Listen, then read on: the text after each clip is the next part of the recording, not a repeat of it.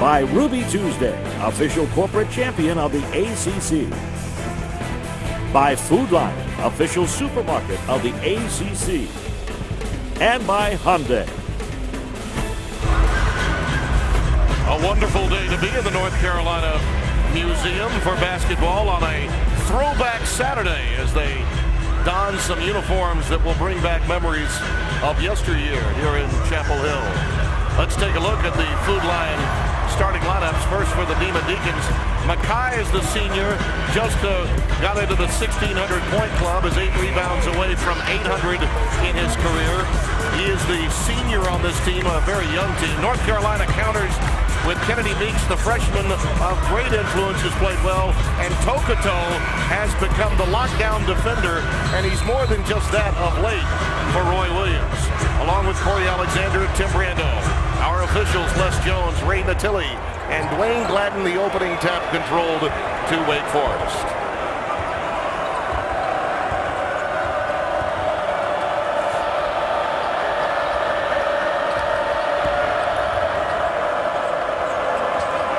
DEACONs have really struggled and lacked floor leadership of late.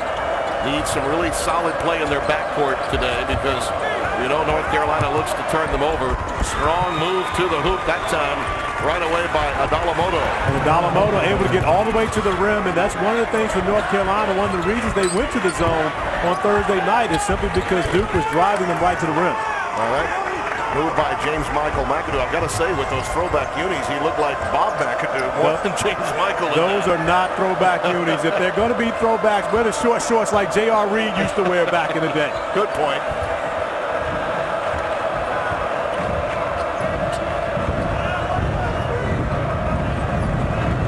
Mackay coming off the curl, but Tokoto right in his face.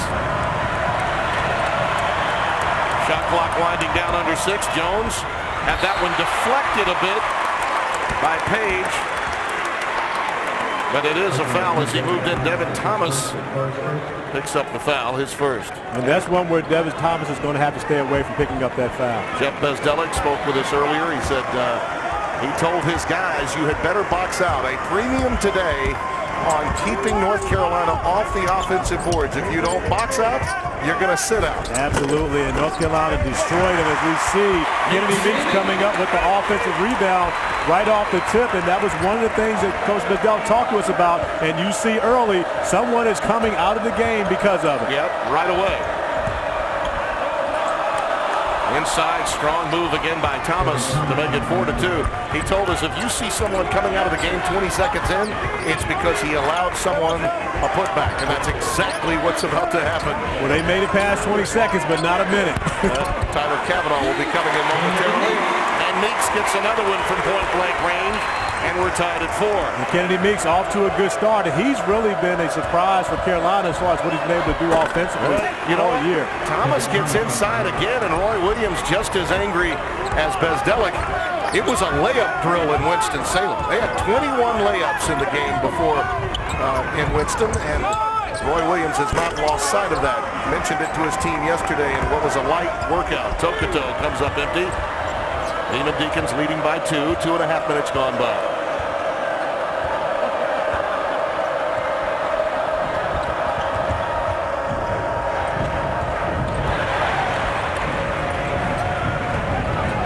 Cody Miller-McIntyre.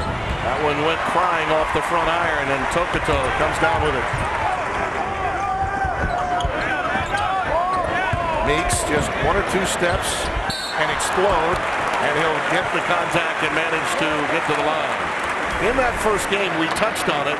You see the numbers there. Both were atrocious from downtown, but North Carolina turned it over 17 times. They were sort of like the Keystone Cops at that point. And Wake Forest, as we mentioned, had a layup drill. And you see the rebounds, North Carolina 53-34, but the difference was really at the free throw line. It was the tempo from Wake Forest pushing it down the floor. We talked about the layups, but also the ability to get fouled, and Wake Forest one of the best in the ACC. Roy Williams told us that he had not played much 1-3-1, but remember Dean Smith used to play it. The point zone defense came into play, and it certainly was something that the Blue Devils were unable to could get past. Absolutely, and I think it caught Duke off guard, definitely. And Jerry Green, who was one of his assistant coaches back at Kansas, was the guy who really got him playing the 1-3-1 zone. They used it a lot when he was coaching at Kansas and really brought it back. So before that game, he said they worked on it all year, just really never played it in the game, and because of that, I think they were definitely able to catch Duke off guard, especially with the 1-3-1. Before the season, he actually brought Jerry down to put on a clinic with it. He said he was one of the best defensive coaches he ever had. Was at UNC Asheville as a head coach, Oregon, Tennessee, and is now out of the profession, enjoying life and always in contact with Roy Williams. Turnover committed. Will go the other way. And that's a break for North Carolina, because that would have been another layup for Wake Forest if Adalamoto would have been able to control that basketball. And even though it was a miscue on Wake Forest side, Coach Williams can't be happy about another clean run to the basket. I wonder if the plaid jacket is part of the throwback idea. I'm going to tell you this right now. In my opinion, he's got the best jackets going. I love when he comes with the jacket.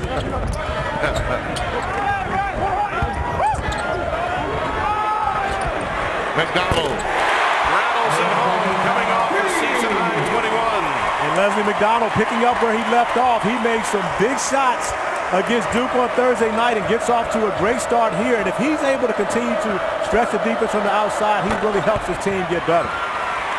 Kavanaugh comes up empty, and here's Tokoto on the other end. Hooping, that was an alley-oop for Bryce Johnson. He cleans it up off the backboard. Let's see, that would be a putback. That's an assist. That is an assist. I'm a point guard, and Marcus Page, that's an assist. 7-0 run for the Tar Heels, and they lead 11-6, and Bezdelic gets a timeout. Could not wait for the television timeout.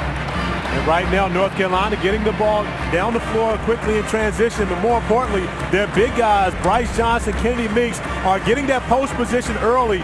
And here, Johnson, a very smart play on his part, allow the ball to hit the glass. If you can't handle it, come off, be able to pick it up and have a layup on the other side offensively.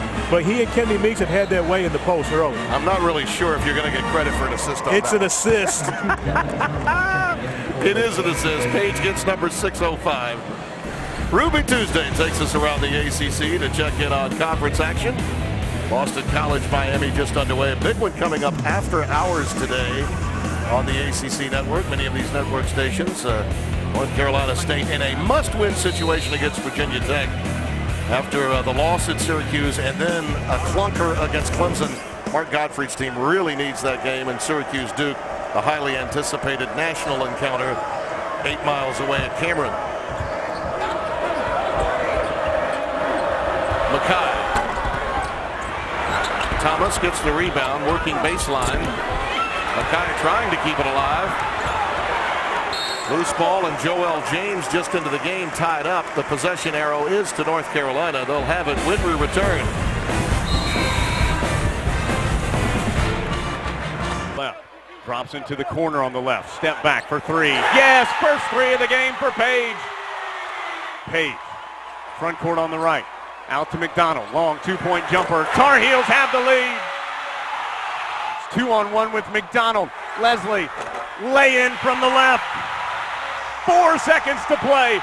Carolina's going to win its 8th in a row. And this one's even sweeter, baby, because it's over Duke.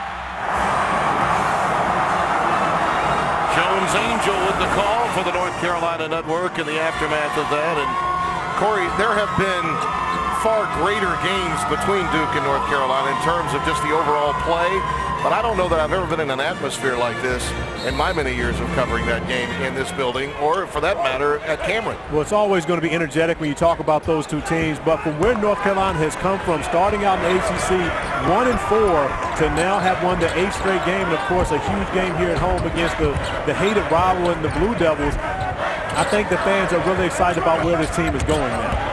Tokoto. Well, he's developed a floor game where he can put the ball on the deck and make it happen. Well, you touched on it, Corey. Look at that start, and now what might be the finish. Well, I think when you look at that, you have to look at the 62.4 points per game, and more importantly, what they've done defensively over the stretch of these 8 games. And Coach Williams talked to us about the fact that, you know, he has a bunch of offensive-minded guys. You're talking about guys that come out of high school as superstars. Well, you can preach defense to them all day, but until it sets home with them and they take it upon themselves to give you the effort defensively, then, you know, that's when it kicks in. And this group has really taken that on. They may not be as good as the teams have been in the past offensively, but right now defensively they're playing better than many of his North Carolina teams in recent past. James sits down, and James Michael McAdoo comes back onto the floor. The Tar Heels 4 for 4 at the stripe. That was hardly the case in the opening half on Thursday. And I like the fact that he told us that he didn't really like to talk much about the free throws because that makes guys just start thinking about it more. And he's absolutely correct. He managed to get the right guys at the free throw line late, and that certainly aided the Tar Heels in the last couple of minutes of that game. They're really denying passing lanes now. Another turnover as Overton was trying to get the entry pass in. Second turnover committed by Wake. But that's a great example of what we were talking about. James Michael McAdoo out post fronting Tyler Kavanaugh 15 feet away from the basket, but no passing lanes for Wake Forest. That's the commitment to defense that the Tar Heels have made. McAdoo, backdoor cut. Kavanaugh did a good job of defending that one, and it'll go back over to Wake. But if the ball had gone off the backboard and McAdoo catches and scores it, it would have been an assist. Yeah, I think Freddie Kiger across the way talked them into it. I think he wants to make you look good.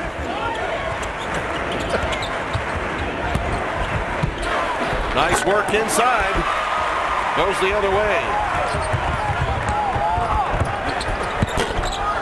Hicks.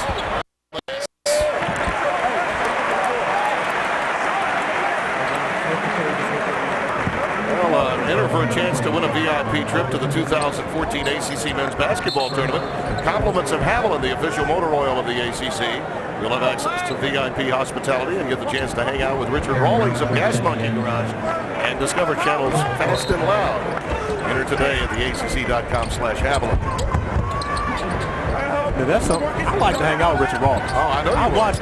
You got an extra day to do it now with the tournament. This is true. We get there now on Tuesday, and the action begins on Wednesday.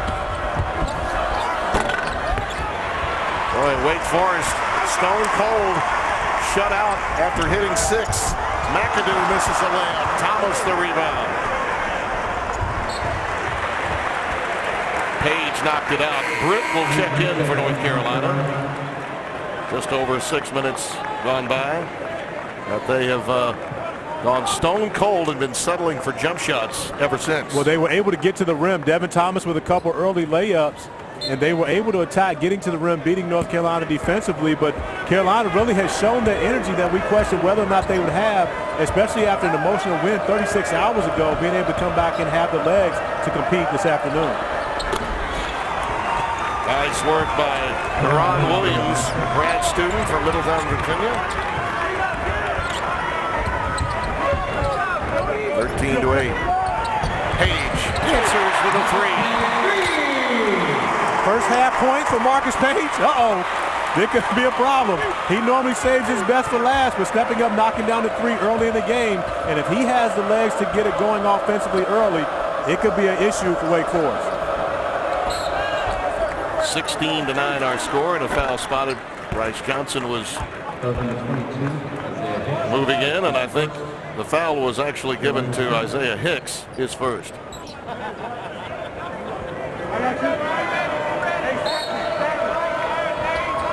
Cody Miller-McIntyre brings it in. Some real important games coming up on Wednesday. That North Carolina-NC State game is huge. As I said, just about all of them are for the Wolfpack. Then you think about Pitt having to go to Boston College. Pitt been slumping a bit lately. And, of course, Boston College riding the high off beating Syracuse. Can they take advantage of that? Page piercing the double team. Thomas had it and lost it. Well, you got to secure the ball in that situation. Johnson misses a jump hook. Wake Forest off to the races. Williams is down there, too. Doesn't fall for Cody Miller-McIntyre. And job done very well on the putback by Roundtree. But that's the game for Wake Forest. Cody Miller-McIntyre pushing it up transition, even though he's unable to finish. Aaron Roundtree able to pick up the offensive board and finish for 2. Well, they need every bucket they can get. Carolina rushing it a little bit in the last couple of sequences. There's Kavanaugh, and he's rejected by James Michael McAdoo. Britt is on the loose. Both teams playing at a high octane pace. And a couple of times they've gone too deep and rushed it as a result. That ball was deflected before Roundtree got it. But right now, this pace will end up favoring Wake Forest. Of course, you talk about Carolina playing on short rest. If Wake Forest can keep the tempo, they may be able to wear the Tar Heels down. Good pass to Kavanaugh. That was a beauty coming from Devin Thomas up at the top. I think that's the most underestimated part of Devin Thomas's game, his ability to pass the basketball. Everybody knows how great of a rebounder he is, but he's a very good interior passer. On the lead, whittled down to 3. It's rare that you'd say that the opposing team would be coming into Chapel Hill trying to pick up the pace. That is very rare. Nate Britt is able to get in and use the right hand, his offhand to get the layup. But that it is the case simply because this Carolina team, having played now, this is their 4th game in 8 days for Wake Forest. They want to make Carolina, see if they can wear them down, make them run up and down the floor for a while. We tipped off today about 37 hours after they left the building Thursday night. I mean, it's that quick of a turnaround. The game was late, took a while for everyone to leave. Kavanaugh with a jump hook, does not go.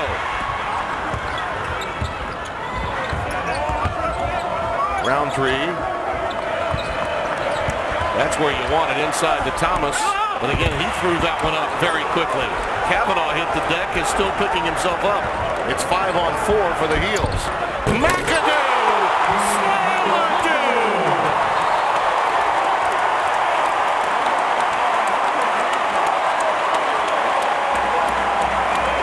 All I can say about that is, wow, I was watching James McAdoo run down the floor, and it looks like he needed an oxygen tank on his back.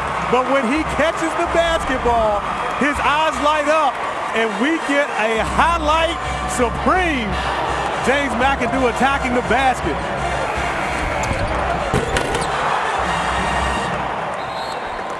Yeah, I'll say.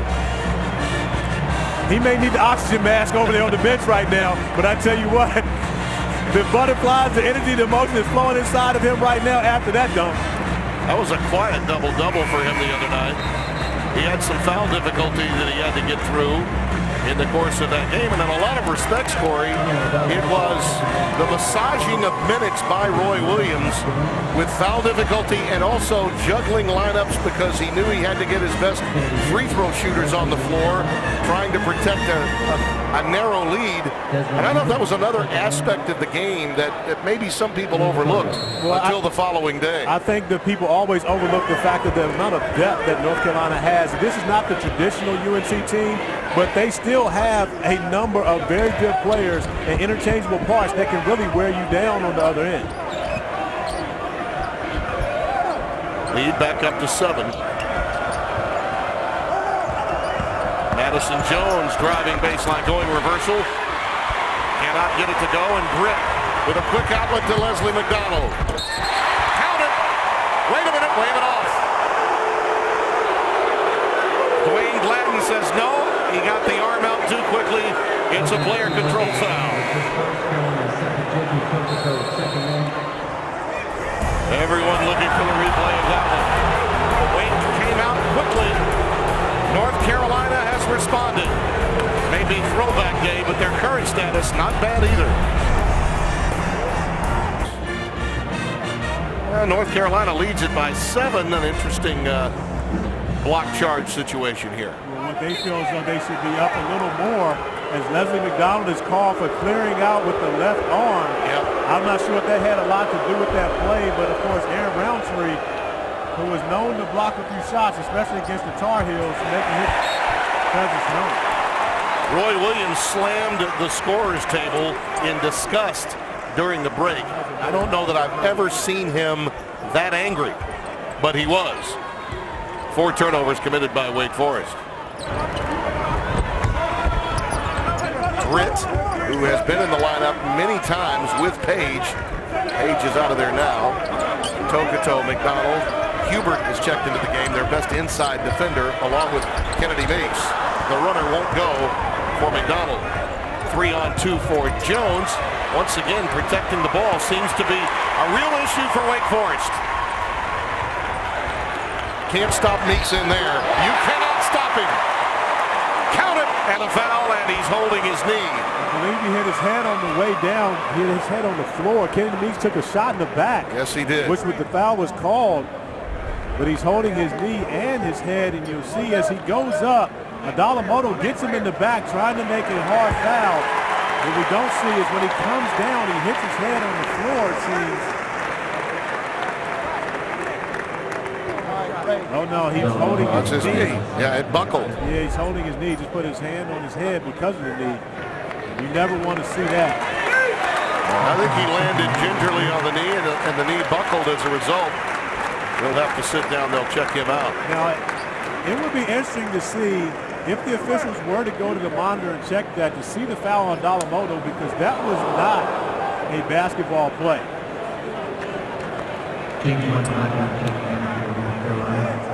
You're right. I think that without question, you could say he was pushed and he was not making a move on the ball. Hubert at the free throw line, and he has had some of the more embarrassing misses at the free throw line of late. Excellent defensive player. They love having him out there, but he's a liability here. Oh, listen to that. That was as good a free throw as we've ever seen from him. And I'm not a fan of that rule where the opposing team is able to pick the free throw shooter when a guy gets hurt.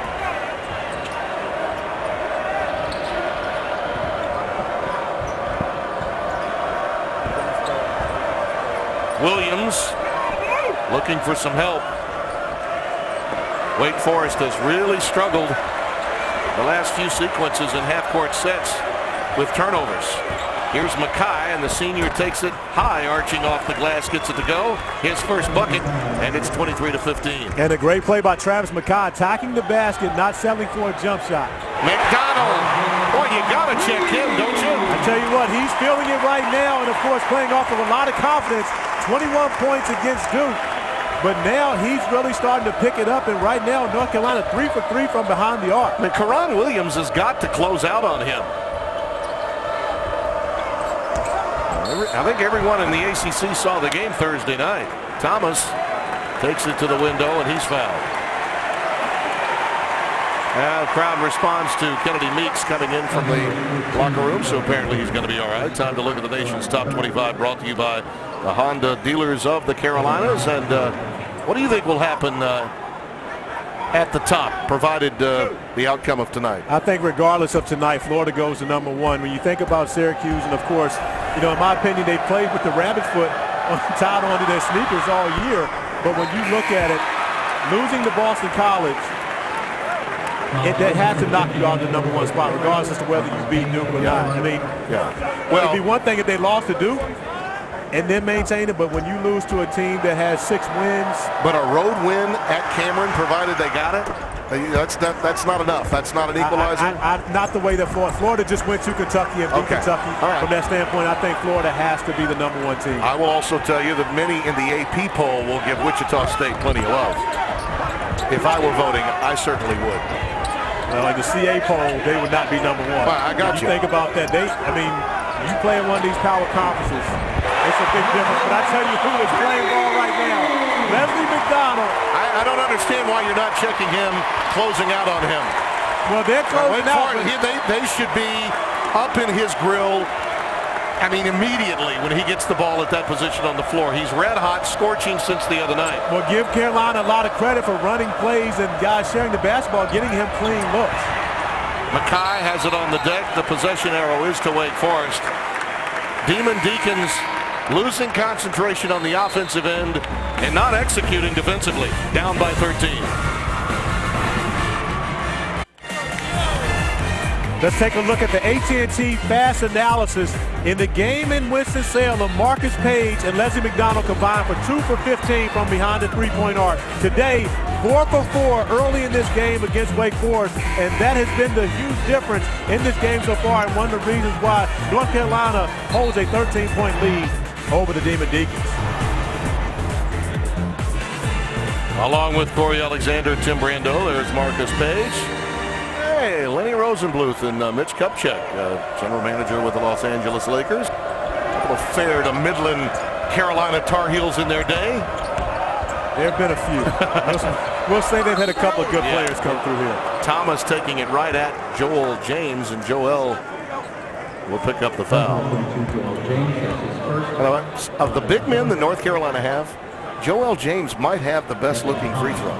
He really may. There they are. Fantastic players, great legendary talents here in North Carolina history. And I can tell you, free throws were not a problem for those two guys. They scored way too many points. I talked to for free throws to have been a problem. I talked to Larry Brown this past week, the SMU head coach. It's one of the remarkable stories in college basketball this season, what he's doing over at the American Athletic Conference with that team already at 20 wins, destined to go into the NCAAs, has them ranked. And I was mentioning the Duke game in the 60s. You remember the battle, the raw fight that they had back in the 60s? I was born in 1973. Well, I got to tell you, let me tell you, what you learned when you played about Duke and Carolina was forged when those guys were playing. I believe that. And Larry's fight and grit was part of the lore. Nice work by Tokoto again. On the other end, Mackay. Nice move, and he's fouled. I believe they actually got an offensive foul there. Did they get Mackay? Wow. That is, I'm a little surprised by that one. Well, we're both surprised by that one. I guess it's a consistent call given what happened earlier to James Michael McAdoo, because he must be he's watching that left arm. See, I don't see it. I don't see where the wing was out. I really don't. Well, Travis Mackay tried to jump around and avoid that charge. Yeah, I did not see that one. I thought that was a block for sure. But that was one of the issues with the block charge call this year. It basically said how you have to be set before the upper motion. Yeah. Well, the first thing that I thought of when I actually went to the officials conference to hear this rule, my biggest concern was, well, if you're set up that early, guys can pretty much just jump around you and it won't be an issue. Kavanaugh got the foul on this end of the floor, his second. Closed captioning for ACC basketball provided by Bojangles' famous chicken and biscuits. It's bow time.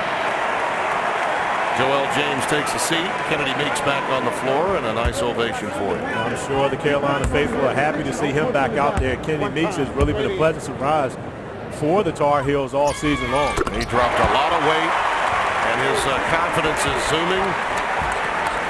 Gets most of his baskets around the rim, but his defense has really improved. He gets around the floor much better now than he once did. That one will not go for Overton. Snared out of the air by Meeks. The lead is 17, and Wake Forest needs to make a move in the remaining 6.5 before the intermission. Otherwise, this could turn into a laugher. Overton, I think, may have gotten hit in the eye, and he's playing with some blurred vision here against McAdoo, and he picks up the foul. Yeah, he's checking it now. You see him going down his trunks, and he's going to need a little help getting some assistance. I tell you, he's already undersized to be guarding James Michael McAdoo anyway, so you take away his vision. That really makes it even more difficult for him. Miles Overton out there competing, that's one thing he is, and he actually got hit on the jump shot he took on the other end down the floor. You could see him wincing right after the ball fake. Down the other end. Well, this truly is an extension from the second half of last night. A couple of nights ago, I should say. 7 of 7 here early on. In this game, they have been just so pitiful this year statistically at the Stride. McAdoo, one of them, and I believe guilty of that. Oh, the iron is really kind to the Tar Heels today at the Stride. And the free throw line has cost them games. When you think about what happened here at home against Belmont, J.P. Tokoto going 4 for 16 from the line, and really that was the difference. But this Carolina team, in my opinion, has just steadily gotten better and better. They showed great glimpses where they beat 3 big-time teams early in the non-conference, but they really weren't all the way there yet. They're getting it done at this point. Williams softly baseline extended, puts it in. Karan Williams, 35-18. Meeks pulled down with authority by Miller McIntyre. A nice crossover move, but then gets in too deep, and then trouble begins. That's a bailout foul, really, on the reach by Kennedy Meeks. One thing you can see is both these teams want to push the tempo. Wake Forest, of course, all the time wants to get up and down the floor. And North Carolina, surprisingly, after that 36-hour turnaround, they're getting the job done running up and down the floor. And they've actually created more of a tempo than Wake Forest. And yet another poor pass on the entry. Page the pick and the foul by Thomas. It's a hard foul, but they're not going to say it was intentional or flagrant in any way. Lane Sealy had a good look on it. He was already down the floor. Marcus Page coming up with the steal. Yeah. And Devin Thomas, and again, this is simply about one guy being bigger than the other. The officials are going to check the monitor to make sure that there was no foul play involved in that one. But as you see now, this right hand in the back may give them an inkling to say there was a little more there than what they originally thought. But I don't think so. I think it was a basketball play. He played on the ball. He made a play on the ball. As long as you make a play on the ball, you should be okay. Now, Natili and Leslie Jones are discussing the matter. They always will look at the video, and that's understandable. Now wait a minute. My guess is they will be saying it's a flagrant one. Well, Ray Natili was blocked. They're bringing over the coaches. Side. That usually means it's going to be a flagrant one. And he was blocked from that side on the original call. But when you look at the replay and you see the right arm, the right hand of Devin Thomas, there may be a little extracurricular activity from that standpoint. And then he does come down hard with the left arm, but he's attempting to not give Marcus Page an opportunity to make the shot. And the next move will probably be one of the officials coming over to tell you what they just have discerned. Leslie Jones will probably tell us that. It will be a flagrant one. Good call by you, because it was the right hand on the back that was the difference. Haviland and the ACC Network, by the way, are giving you a chance to pick this year's All-ACC men's basketball first and second teams. Don't miss your chance to cast votes for your favorite players at theacc.com/fanvote and enter for your chance to win a VIP trip to the ACC tournament. Compliments of Haviland. That was a great call on your part, because he did have a push with the right hand behind before making the basketball play with the left arm. So nice work. And a lot of times I think the fall results, is what makes you go back and look at it. And of course, Marcus Page going at about 180 pounds compared to Devin Thomas, who goes 220, 230. He's going to hit the ground hard, but by them going back and seeing it, it just was a little too much with that right arm. North Carolina hit its last 10 free throws against Duke. Today, they are 10 for 10 at the stripe. And the lead has ballooned to 19. And this is the North Carolina teams that we've seen where they're actually scoring the basketball extremely well. Tokoto trying to save it, was on the inline. Now Roy Williams doesn't like that pass from Bryce Johnson, and it ends up being a negative as far as the turnover. But it was a great look. I mean, when you think about it, for him to put that on the spot that he put it, Kenny Meeks wasn't ready for it. And of course, that's what makes it a turnover. But that was a great look by Bryce Johnson. Let's see how Wake Forest, they are really on their heels now against North Carolina. They need to do something here in the last 5:22. And Aaron Roundtree, the 6'8" sophomore, answers with a three ball. They need to make a dent, maybe get this down to around 10 or below. Feel like that they can compete in the second half. And that's one of the reasons that Aaron Roundtree is on the floor, is to be able to do that. But they're going to have to continue to keep these guys, Marcus Page and Leslie McDonald, away from easy looks. But Aaron Roundtree, he's a guy that causes chaos on defense. In a 3-minute, 42-second stretch in the first game, he had 4 block shots and 3 steals. So they know that he's going to provide the energy and the effort. Well, that last bucket he made was a 2, but he has shot it well from 3. This was a guy that got very few minutes early in the season. Williams off the curl, past McDonald, gets it to go. That 2 is a deuce, and it's 37-22. And Wake Forest responding after the timeout, coming out, putting in a couple baskets, but can they get it done defensively? And now Bryce Johnson with the offensive foul, another turnover charge to North Carolina, and that's one of the things for the Tar Heels they cannot continue to do and continue to give Wake Forest opportunities at the other end. Now, I see some confidence in the Wake Forest sideline, that they are energized. They're by no means, even with the turnover issues that they've had and the points off that North Carolina's gotten, they still are competing at a high level, but they lack leadership on the floor. They're still a very young team. Adalamoto, he's strong, and he takes it right to the rack, and the lead down to 13. Alley-oop into Johnson. Well done. Bryce Johnson, before fouling out, produced against Duke, particularly on the defensive end. Odie Miller-McIntyre, and it's slammed home by Adalamoto. And right now, Wake Forest having their way attacking the basket. During the middle of this half, North Carolina did a great job of keeping Wake out of the paint, but right now, Wake doing a great job attacking and being able to score because of it.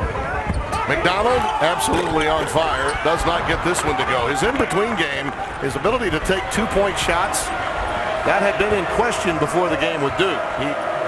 He's thrown up a lot of threes. He averages 6 threes taken per game, but he made a lot inside the arc that made a difference the other night. Yeah, only 1 3-pointer, but 8 2-point field goals was the difference with Leslie McDonald, and he stayed in attack mode.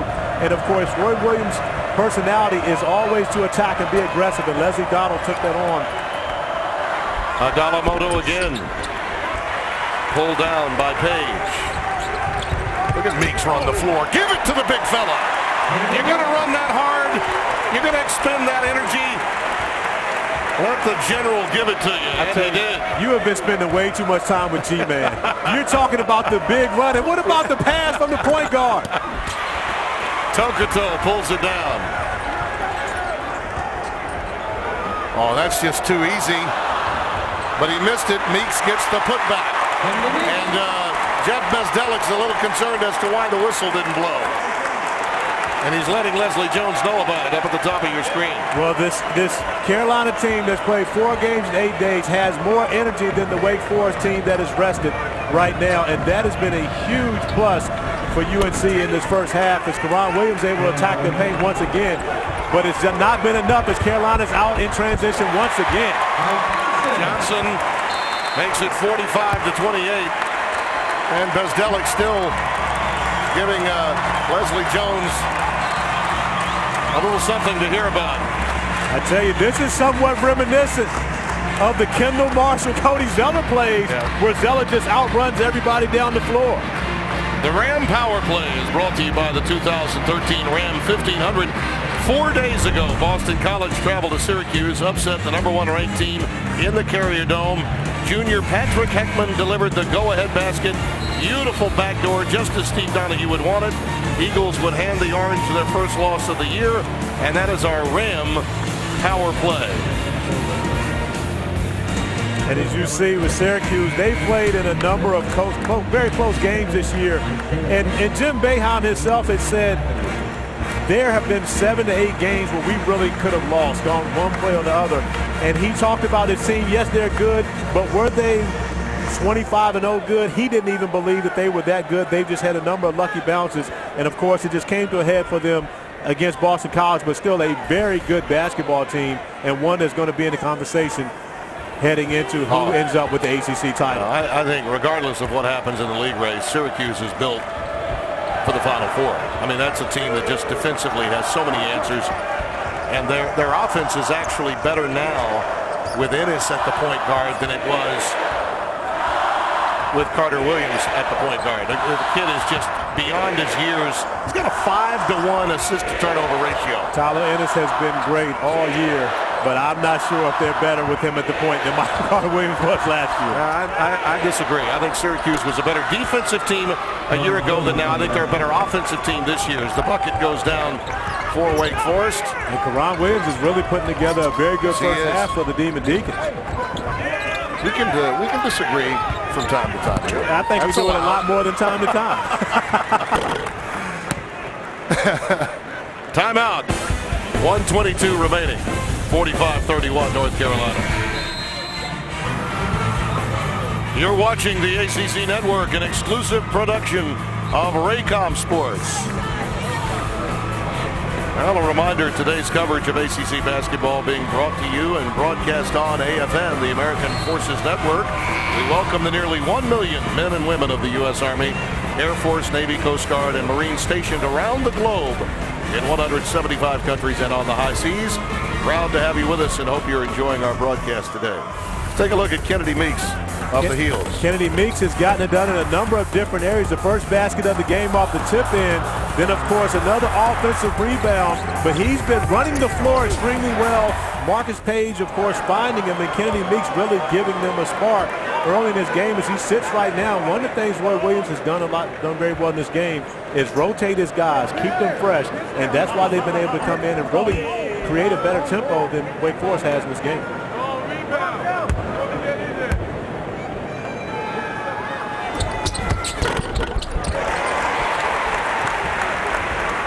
I love the plan too. No matter what throwback unis are out there, you simply can't take your eyes off that jacket. Nice job, Roy. I'm a fan of the jacket. He normally always gives us a little something special.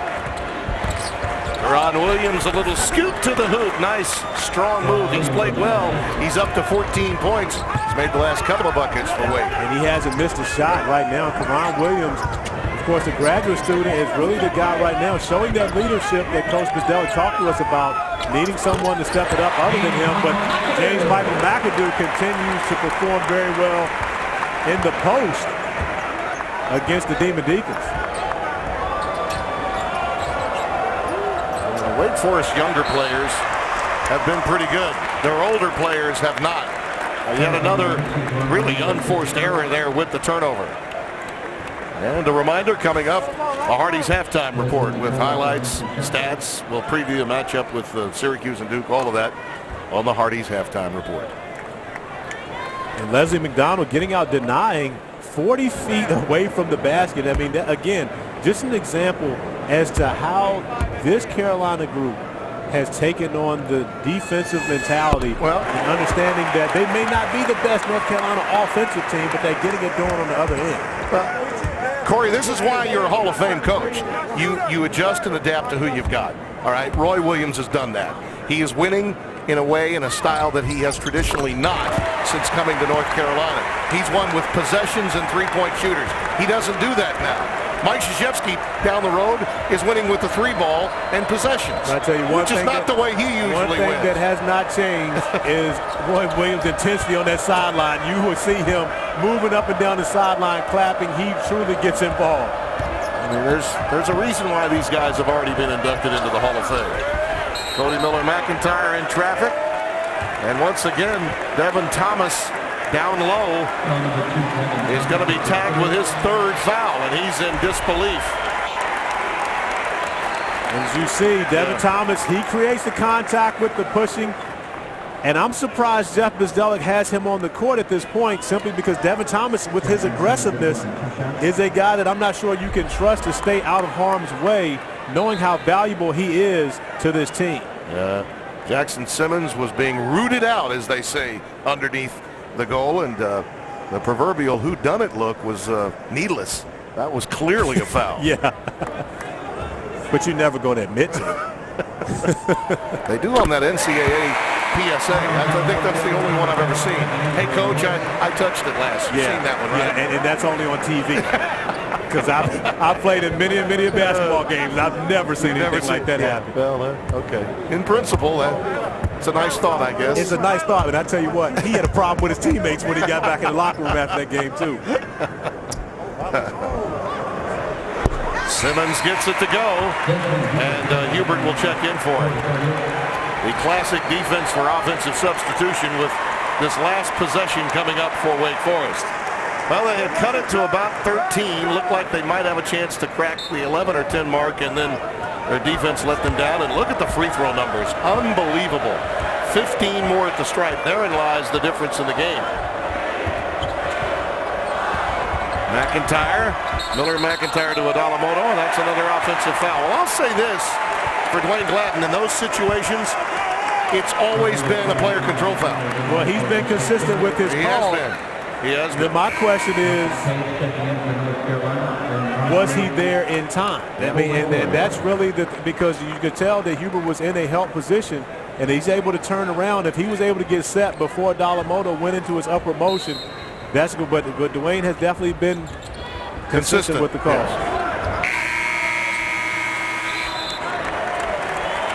Wake Forest problems defensively, inability to close out on the three ball, and turnovers have been a real problem. North Carolina is a problem for a lot of teams right now. Winners of 8 in a row, they will crack the top 25 this week without a doubt. Halftime activities coming up.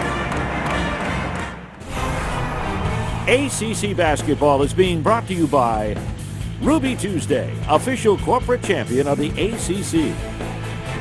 By Nissan. By Haviland, official motor oil of the ACC. Official bank of the ACC. Member FDIC.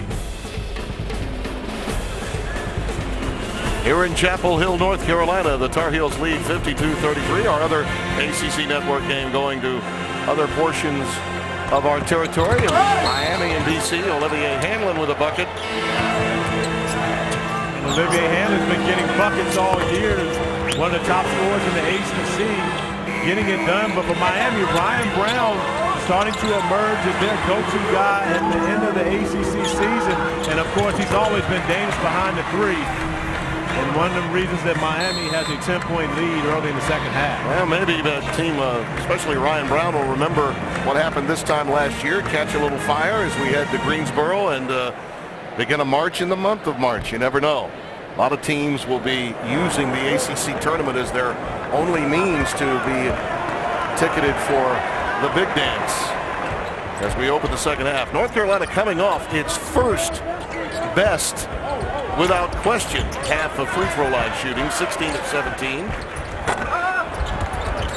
Rebound to Mackay. He really needs to wake up, play like a leader should this deep into his career. 1,600 career points, 8 shy of 800 rebounds. Only 8 guys in Wake Forest history have those kinds of numbers. As Roy Williams told us before the game, he has a lot of respect for Travis Mackay, but that respect garners you having to play the full time against J.P. Tokoto, who's probably the best defender on this North Carolina team. Dalamoto with the first hoop, and it's 52-35. He has 8.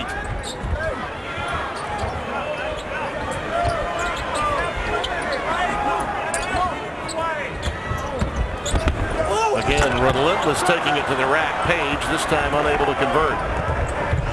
Madison Jones. Oh, that's a beautiful little Marcus Haynes dish between the legs to him, and then the foul against Tokoto. That was a thing of beauty, that pass between the legs.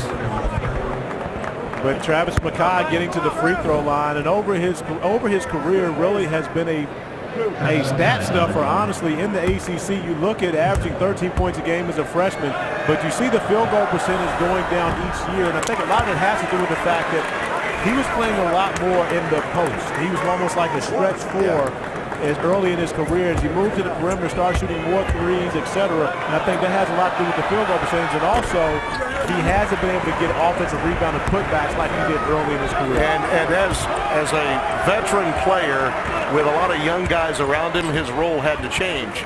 And it really did not mentally.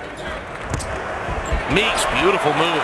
And that's what I'm talking about with regard to his being more nimble than in the past. He's really worked on his game in the post. Well, he's more nimble, I agree. But one of the things about him, his basketball IQ is off the charts. And I've had the opportunity to coach against him, of course, in AAU. And he's a guy that's always been a very intelligent basketball player. And one of the reasons why Roy Williams trusts him so much.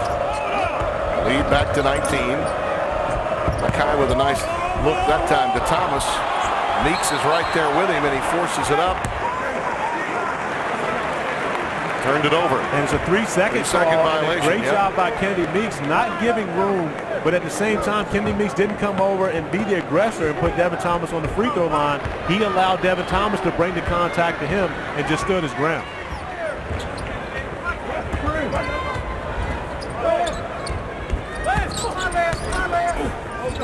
Pop out for McDonald. That's his spot.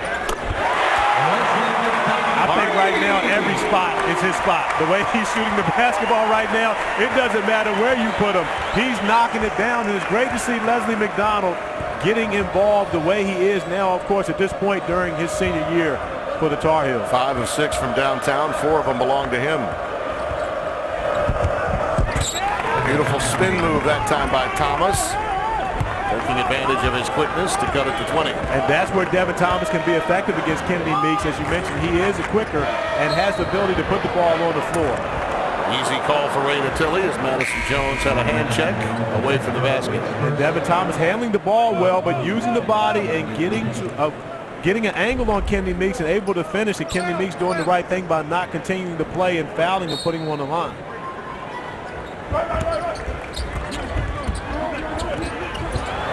Ball was tipped into the air, recovered by Tokoto, and Meeks can't get it to go. Really quick pass from J.P. Tokoto after he collected the ricochet ball. Adalamoto picks up the foul, his fourth.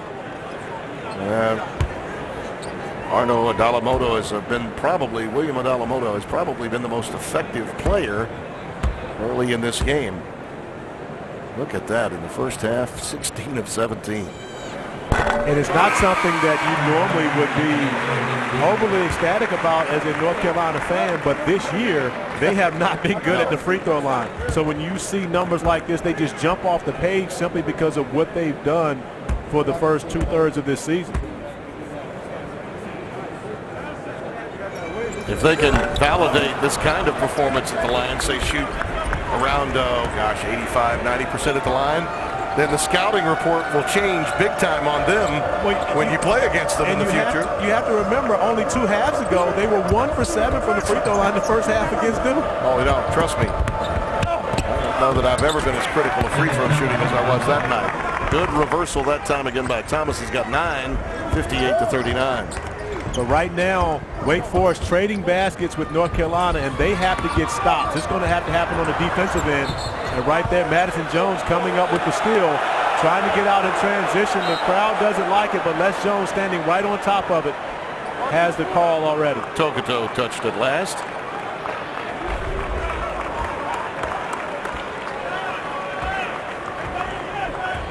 It's hard to tell right there at that angle, but once it was on his shoe, he was already out of bounds. Ball rolled out off Tokoto.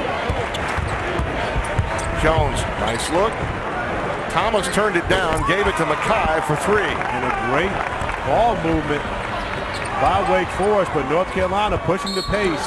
And that's going to be the 4th foul on Devin Thomas, which is huge for the Demon Deacons. And that's why that 3rd foul at the end of the half was so big, because it takes away his aggressiveness. And right here, Bryce Johnson getting great position as Devin Thomas comes across the top. Now, Devin Thomas isn't one that stays away from contact, but he's normally done a lot more than that one to deserve a foul. He plays a lot like James Michael McAdoo, who's also been guilty at times of being overly aggressive, not understanding time, score, and moment, picking up early fouls. That's one of the reasons he fouled out of the Florida State game. But in those situations, you got better than 16 minutes to play. You got to stay eligible. Here comes Mackay on the other end. Does have the ability to pass it well. Maybe he wants to feel it now. Can't get it to go. Kept alive by Kavanaugh. Counted in a foul. And Wake Forest beginning to show some life. Mackay some leadership. But it starts on the other end. Bryce Johnson almost a wide open dunk with Aaron Roundtree coming over, tipping the ball away, and then Roundtree again, finding Kavanaugh under the basket. But Aaron Roundtree, we talked about his presence on the floor. It's not always the things that show up in the stat sheet, but it's the energy, the effort plays. And he, more than anyone, a North Carolina resident, wants to come in here and play well. You know, it means a lot to him. Wilson, North Carolina is home. 58-45, a mini run by the Deacs. Hubert back in the game. Number 14 in white, along with McAdoo, Tokoto, Williams, and Page, who drains the tray. I tell you, we talk about all the guys in the conversation for the first team All-ACC. No one should forget about 5 in white, because he has had a great year, and with Carolina, the way that they're coming on, he's got to be in that conversation coming down the stretch. Jones almost lost it, quickly doubled, and finds Mackay.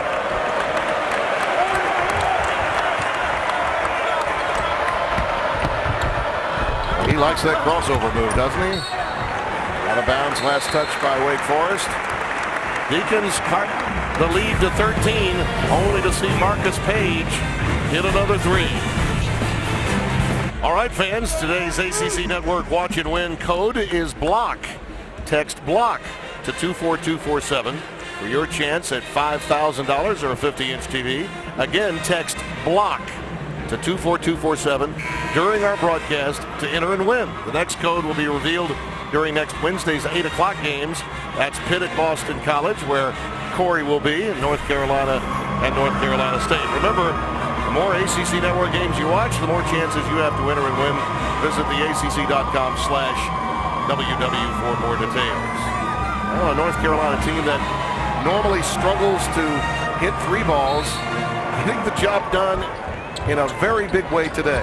But you know what I like most about that? They've only taken 7 3-pointers. Yeah, and so they're not being uncharacteristic and just letting them fly. They're sticking to the game plan, and they've been really pushing the basketball, pushing the tempo. And even though they've made 6 out of their 7 threes, they're not shooting them as if they're going crazy. McAdoo from McDonald. 11 for James Michael. That's what they have done very well, is share the basketball. Now their 15th assist for North Carolina on their 20th field goal. So from that standpoint, they have moved the ball very well.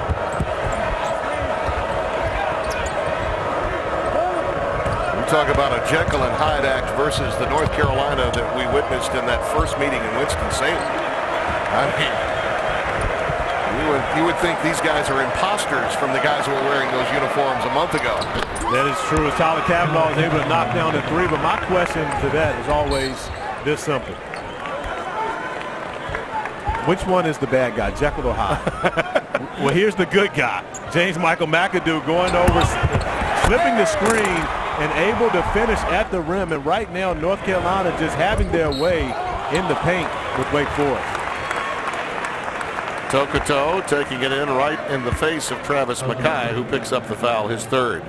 Well, in today's culture, good is bad and bad is good. So the whole Jekyll and Hyde thing, it's a wash.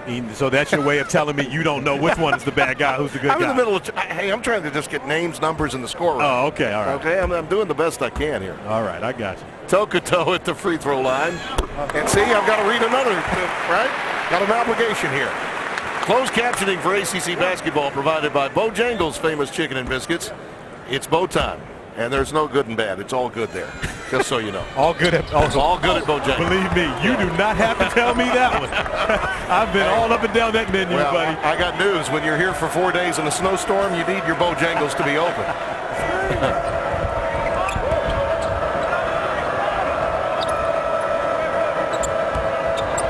Well, it could have been a carry and then a frustration foul by Mackay.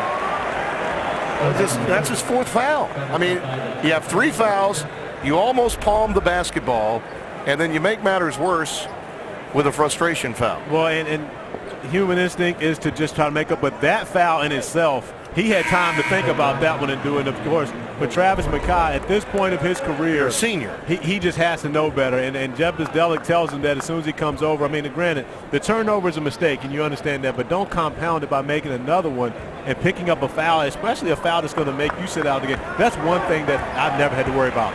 I wasn't going to commit a foul that made me have to go sit down. You had too many points you have to score. Exactly. I can't shoot from on the bench. McDonald.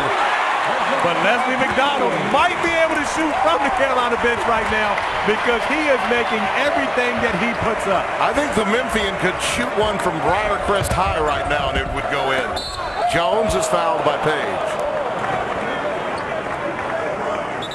But again, he's not taking uncharacteristic shots. This is a part of the offense right here. As you see, this is designed. Roy Williams draws this up to get Leslie McDonald a three-pointer, and he's able to take advantage of it. Great footwork, getting behind the line. Somewhat Ray Allen-ish right there. Looked a little bit like Ray. Not calling him Ray.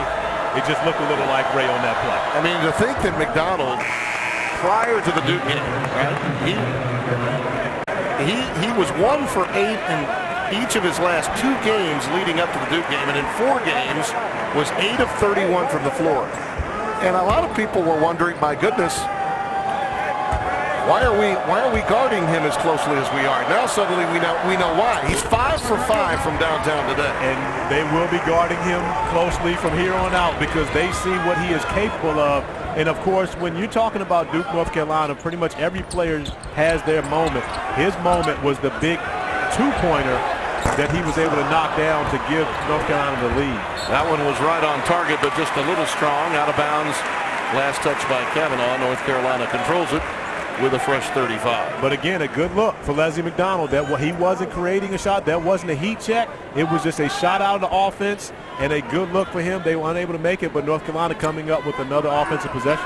Corey, I think when we get to the NCAA tournament, the storyline on North Carolina will be when McDonald returned, McAdoo now fouled over the back, committed by Andre Washington, the 7-footer from Roanoke, just into the game due to the foul difficulty. I think the storyline will be once it sunk in that Hairston was gone and then McDonald finally got through the clearinghouse, everyone then knew what their cumulative roles would be as a team. And as a result, they went from 1-4 to now 9-4, and the beat goes on. I think that will be one of the big storylines going into the NCAAs in sizing up North Carolina's journey. Absolutely, and we saw those standings, and I can tell you right now that Roy Williams has his sights set on getting to that 3 or even 2 seed in the ACC right now. I mean, their intent is to win out, and that includes going to Duke and getting a win.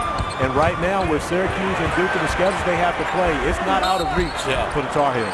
Kokoto is fouled. That one will go against Aaron Roundtree.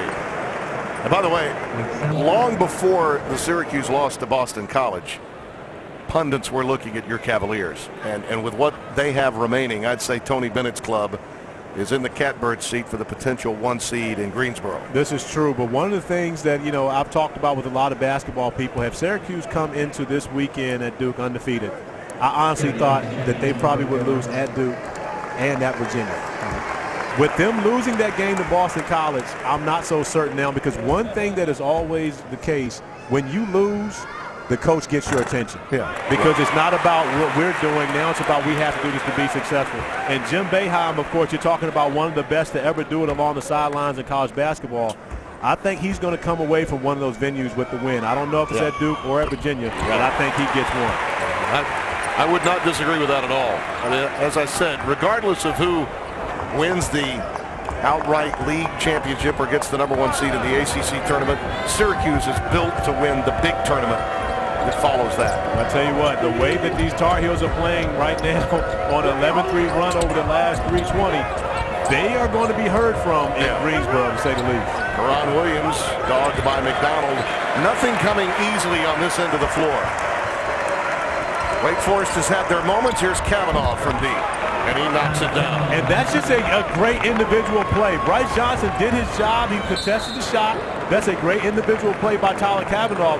But if you are at Wake Forest, if that's the way that you have to score against North Carolina, it's not going to be a successful afternoon for you.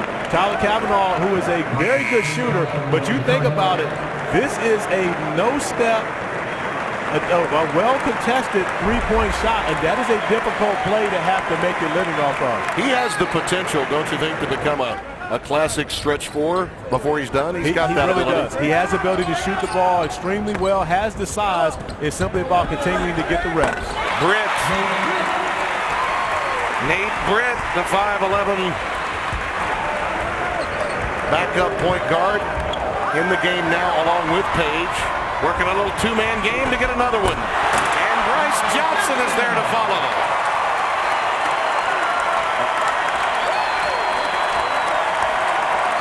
North Carolina by 22. And a standing O from their crowd.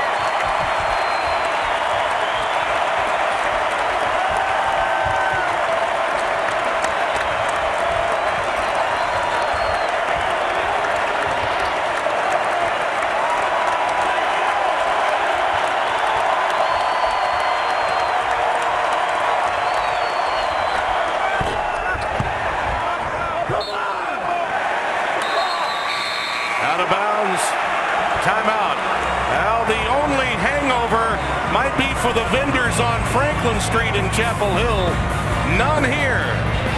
Put it on the rim and go get the 10. Let's revisit our AT&T fast analysis. And for those who thought that the fluke of shooting three-pointers in the first half for Carolina, sorry, they're back at it. 3 for 4 in the second half, 7 for 9 for the game. Leslie McDonald, 5 for 6 from beyond the three-point arc, picking up where he left off Thursday against Duke.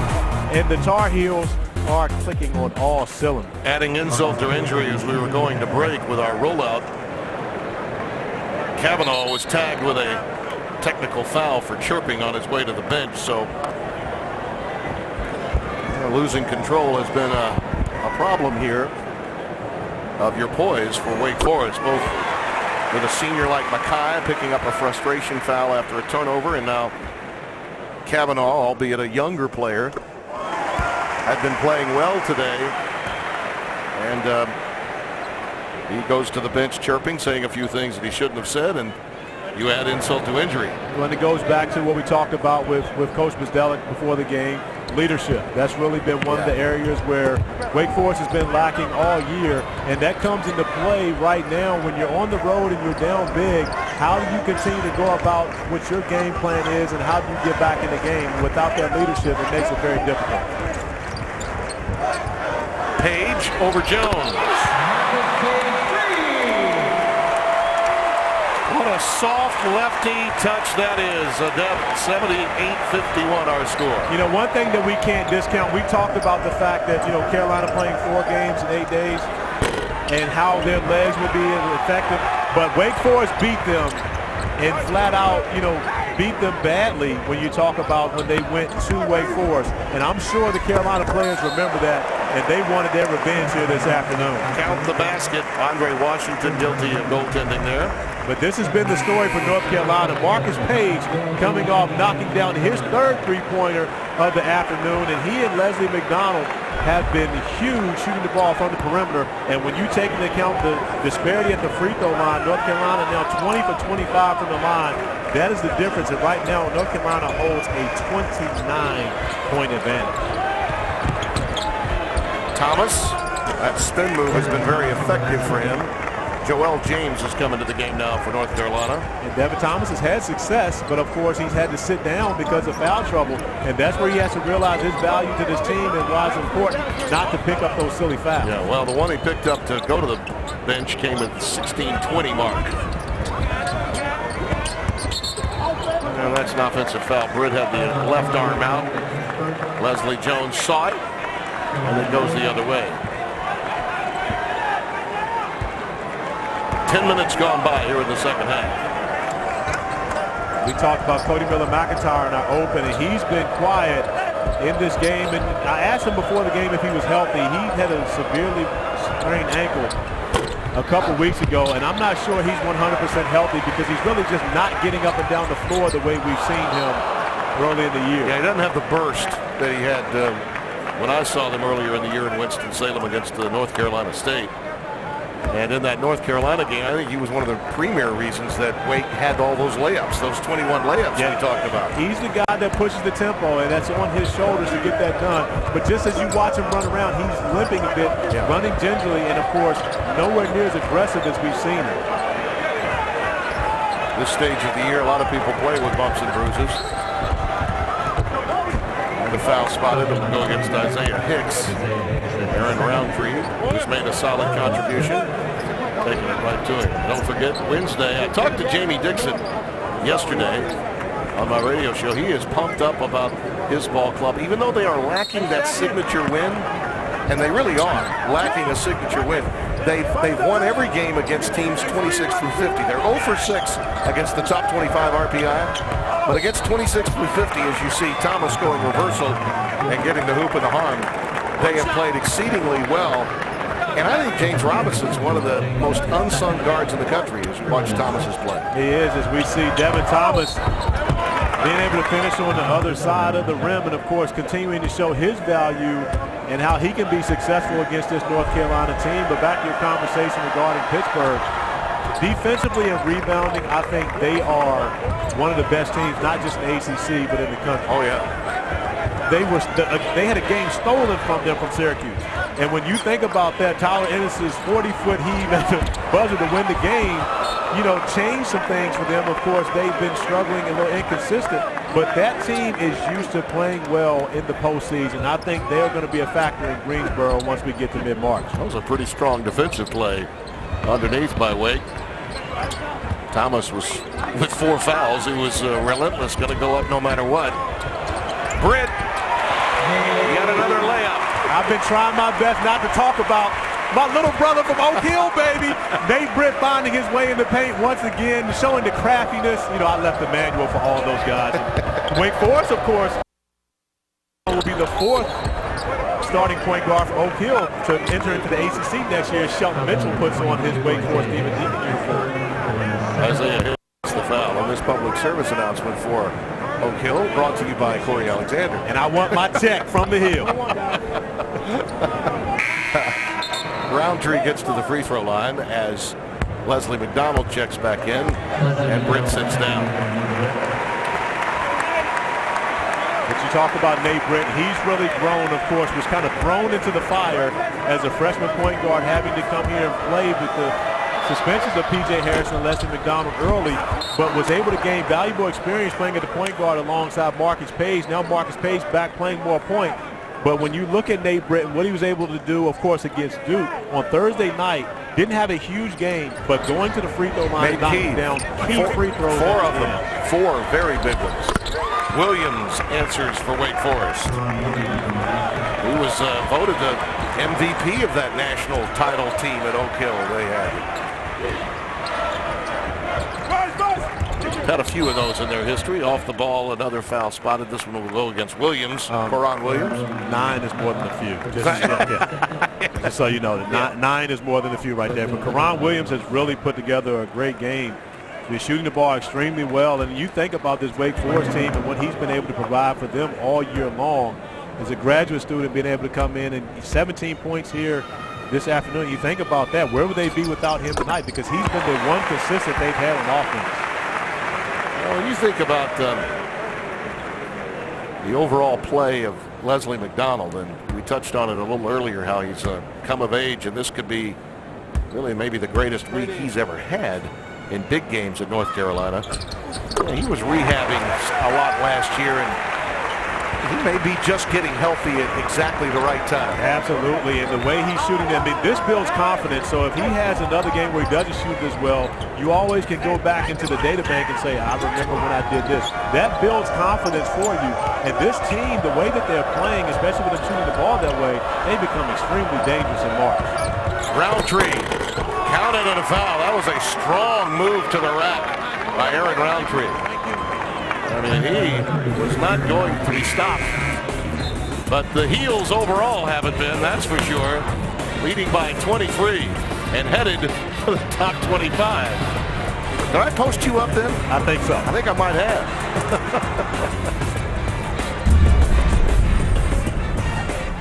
It's on.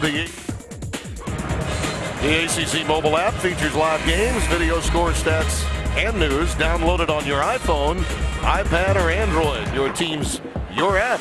The ACC mobile app, presented by Outback Steakhouse. Download it today. You know, I think I need a deal with all the sponsors all the restaurant sponsors anyway, with the ACC. I mean, you know, well, let me tell you, I could live good. Bojangles, Outback, let me tell you what happened with me. Can I tell you a little short story? Please tell me. Football Saturdays did rather well in the spring, sort of like, you know, your summertime, your show that you run during basketball season. Kings of Court, by the way. Haviland's Kings of Court. Yeah, well, they sent me oil. I got a lot of oil sent to the chateau. I did. Okay. That Haviland oil is good stuff. Okay, so Outback, Bojangles, Ruby Tuesdays. Yeah. You get food, I get oil. All I need is food. Tokuto. He has 8, and the lead is 24.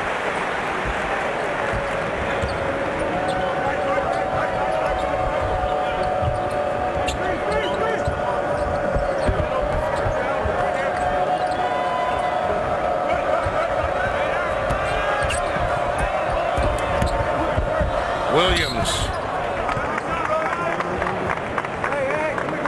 The opportunity to get to the free throw line is there. The foul committed by Joel James. Miami has now moved out to a commanding lead. Clemson, that was a gut check for Clemson against the Georgia Tech team that is getting healthy at season's end. You know, when you're in their position, we're talking about North Carolina State coming up later today at Virginia Tech. You can't lose against teams you're better than when you're on the bubble. You see Page making his move to the bench. And you've got to validate big wins when you go on the road. See, Clemson does have that Duke win in their hip pocket. Clemson has that win, and also, you know, Clemson, of course, their RPI and strength of schedule isn't as high. But Clemson trying to find a way to finish in the top 5 of the ACC, and it'd be hard to leave them out of the tournament if they're able to do that. They did a win against a high-caliber opponent other than Duke. A top 50 team as Johnson gets the jump hook, and Brownell's team might be able to emerge. And that's one guy we haven't talked a lot about today, Bryce Johnson. But you know, one thing about him, and I have to give Bryce Johnson a tremendous amount of credit, Bryce Johnson came to North Carolina to be a starter. James Michael McAdoo would have been gone after his freshman year. He decided to stay in school. But when you're Bryce Johnson and you're coming off the bench, you know, behind James Michael McAdoo and not getting the minutes that you want, you really got to give a guy like that a lot of credit, especially in today's age, because the reality behind it of it, we have 400-plus transfers in NCAA basketball last year. And the fact that Bryce Johnson is still here and playing hard for Roy Williams says a lot about that young man. Nice ball fake by McDonald. Does not get this one to fall. Karan Williams runs it down off the deck. Kavanaugh made that hoop a moment ago. Other than his technical, he's performed admirably today. Launches another one, and he got Bryce Johnson airborne. He'll get to the free throw line. I like this kid. I think he's got potential. He really does, and he's a very good player. And of course, getting better as a sophomore at Wake Forest, his ability to shoot the ball very good, and the technical, of course, you know, you never want to see it. But one thing it does say, he cares. Yeah. You know what I mean? At the end of the day, I mean, at least he has some, and at times coaches will say that to their team. Hey, at least he cares enough to get upset about it, because when you're getting beat the way that they are right now, that's one of the things you want to see. Does it matter to you? And I know that Coach Bistella, he feels as though it matters to Tyler Kavanaugh, because otherwise he wouldn't be in the game right now. Absolutely. Lead is down to 20, and that means Dalamoto will check in for Kavanaugh. Like so many other Demon Deacons, playing with foul difficulty. Under 6 minutes remaining.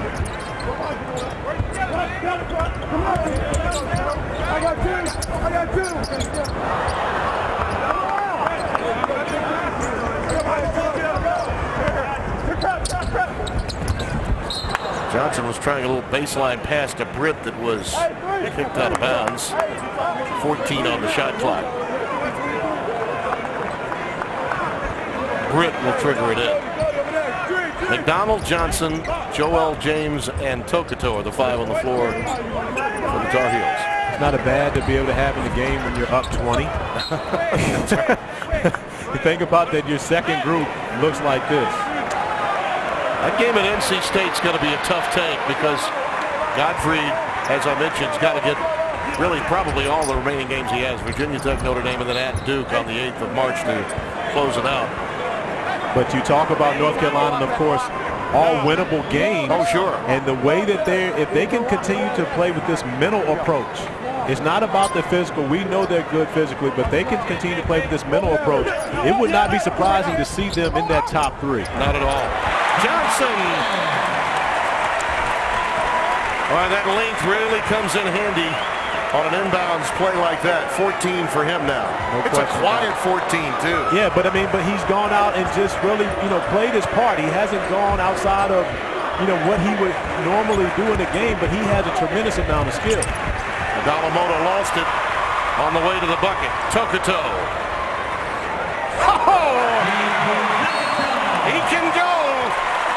That Tokoto. And the lead balloons back to 24.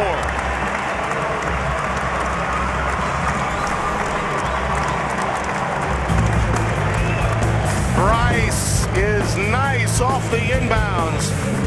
And J.P. Tokoto, the human Togo. After these messages from the ACC. You are watching the ACC Network, an exclusive production of Raycom Sports.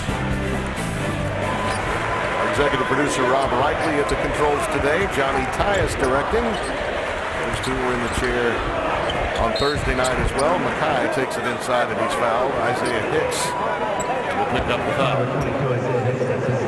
Been a busy week and a half to 2 weeks. We're in the Triangle area for Raycom Sports. A lot of truck movement. Yeah, I heard you guys had a little weather issue down here. You did? You heard about that? I did hear about it. I was actually stuck in a hotel in Bethesda, Maryland as I was hearing about it. Time to get some of the young men in. You look at North Carolina 6 guys in double figures today, and that's one of the main reasons they have already put 92 points on the board already. Now the question is, can the Blue Steel come in and get them to 100 so everybody gets free Bojangles? Oh man, that's huge. And I will be visiting a Bojangles on my way up 85. Do you have to have a ticket for that? You might. I wonder if my TV credential will work. It could. It definitely will be tried, no question about that. Wade Moody, 55, checking into the game, and he's joined by Luke Davis, the junior from Raleigh, the transfer from Gardner-Webb. And of course, everyone wants to see either number 4 right here or number 55 get into the box score. Oh, why not?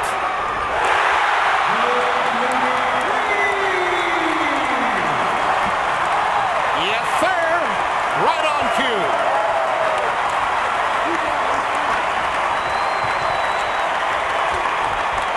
Thomas. Now you know they're going to feed Davis, right? And Moody again. Why not? Give the fans what they want. Have we seen North Carolina play a better game this year? Of course, we've seen them beat, 4 preseason top 5 teams. But as a complete game, have we seen them better than this? No, this is the complete coronation. Right? This is no hangover, just an exclamation point that what you saw on Thursday night was the beginning of something special. I'd say getting to 100's no longer an issue. They're about to start chanting Bojangles here in a second. Mild or spicy, by the way? Cajun. Okay, good, thank you. Out of bounds off Thomas. Timeout.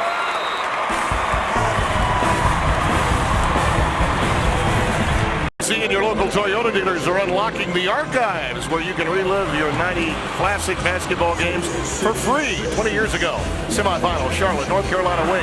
Tar Heels came from behind late. Stackhouse sank one, a game winner in the final seconds of overtime to beat Wake. 86-84. Dean Smith notched his 800th win. You visit the ACC.com/vault. Brought to you by Toyota.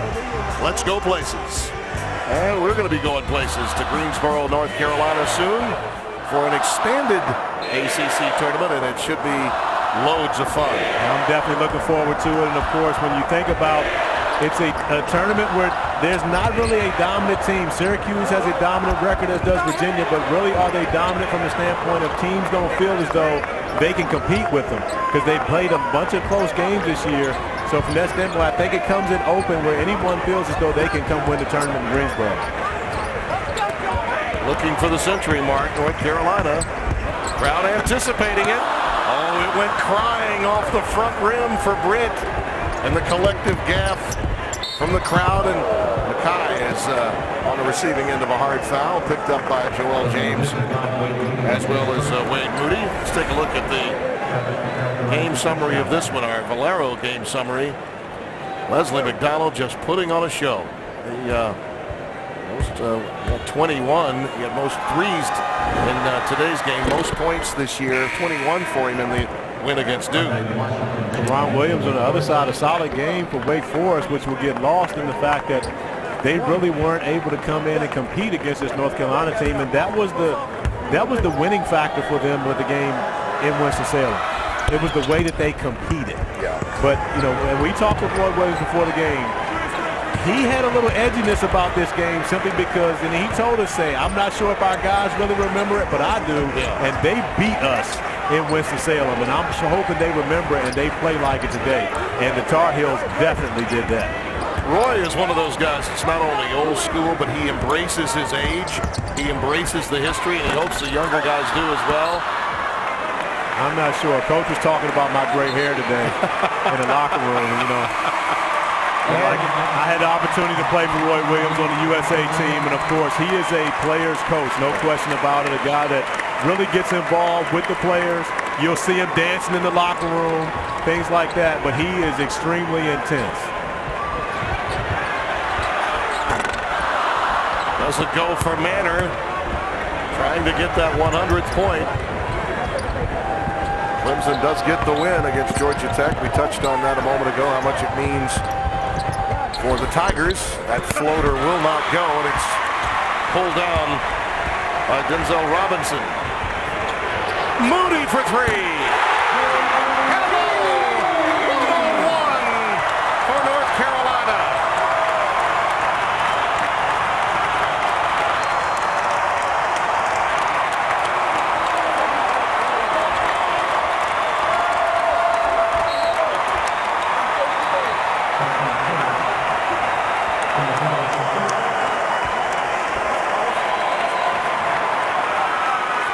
Remember after the Texas game when it became clear that J.P. Hairston was not going to play, how bad a week that was, how emotional it was.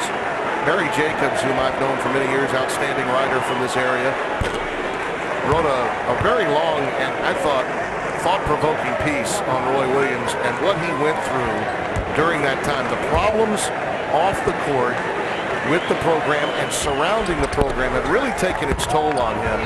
Then they get McDonald back. Suddenly this team, I think he has found sanctuary in just coaching this team. I believe so. And again, when you, as a college coach, one thing that I don't think the general public understands, probably 10% of your job is actually coaching.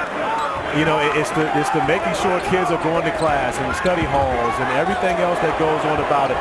This is the sanctuary for college coaches, getting on the court and being able to enjoy seeing the fruits of your effort, getting your team to be able to play well.